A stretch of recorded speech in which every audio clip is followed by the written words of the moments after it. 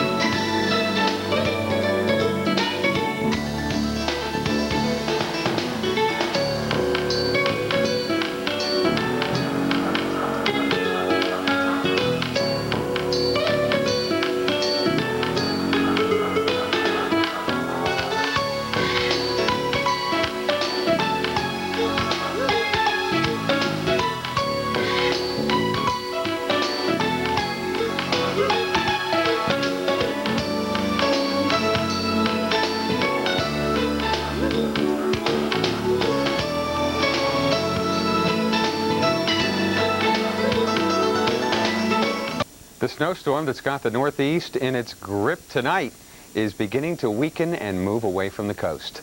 Good evening and good morning. I'm Dave Schwartz. This has been a double whammy for us in coastal New England just because of the wind and snow that has put down some not only slushy accumulations here in Marshfield, but heavy snow in and around Boston, but also due to the possibility of coastal flooding at the time of high tide. All this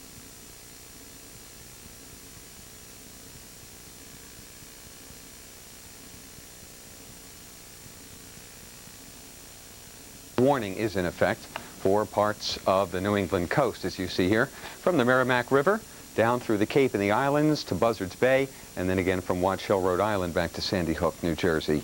This is one storm that will go down in the record books for somebody. So much snow this late in the season, something like that.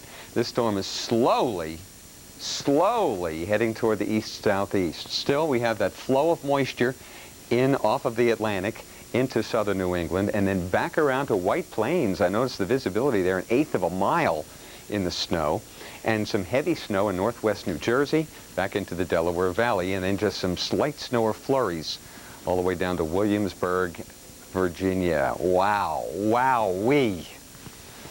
At last check, the highest snowfall I saw was right here on the north side of the Catskills. This is perfect. This moisture comes around and then rises into the Catskills right in there. Upslope flow, 32 inches of snow in a town called East Jewett, New York, which is, it's to the north of Newburgh. It's right in there. They're getting pounded with a season worth of snow in just one day. That's all in just one day. And that's just one storm. There's another one hiding here in the west. Well, it's not so hiding now that we're looking at it. Notice the spin to the clouds up here? There'll be another spin to the clouds down here that you'll notice here tomorrow, Tuesday. with thunderstorms. Yeah, they've been gusty thunderstorms. Even one down here south of Tucson, right there, was severe earlier in the day. And look at the puffy clouds during the daytime hours in the Pacific Northwest, Northern California. Notice they're all just kind of going by. These are dependent on solar heating during the day, and it gets the air bubbling into this cold air loft. We get the thunderstorms that produced hail south of Portland, helped to make life difficult on Interstate 5, and 30 vehicles were involved in an accident there because of hail on the road, and who knows what else. But 30 vehicles involved, 17 injuries. One snowstorm here, a hailstorm and a snowstorm there, and in between it's dry and cold, especially from the Ohio Valley to the southeast, where you've got yourself a freeze warning tonight. Atlanta, Athens, Greenville, Asheville, Greensboro, and Raleigh-Durham, North Carolina. Temperature perilously close to the freezing mark under clear skies and generally light northwest winds. Well, that's the setup for our forecast. We find low pressure still slowly moving east off the east coast, but that's the way to move. Get on out of here, will you? We're expecting actually the snow to end in New York City. We've been very fortunate in New York City tonight. The temperature has remained above the freezing mark, and there's not much in the way of snow accumulation on the roads, huh? But you work your way out toward Patterson and Paramus, up toward Passaic, and then across into New York State, further away from the water and away from the storm, the colder it is. And as it's snowing in Boston, holy smokes, I'm telling you, hang in there another 6 hours. You'll notice the snow tapering off. It'll still be snowing all day, but generally lighter. And we'll get that northwesterly wind in behind this front, and that should dry us out.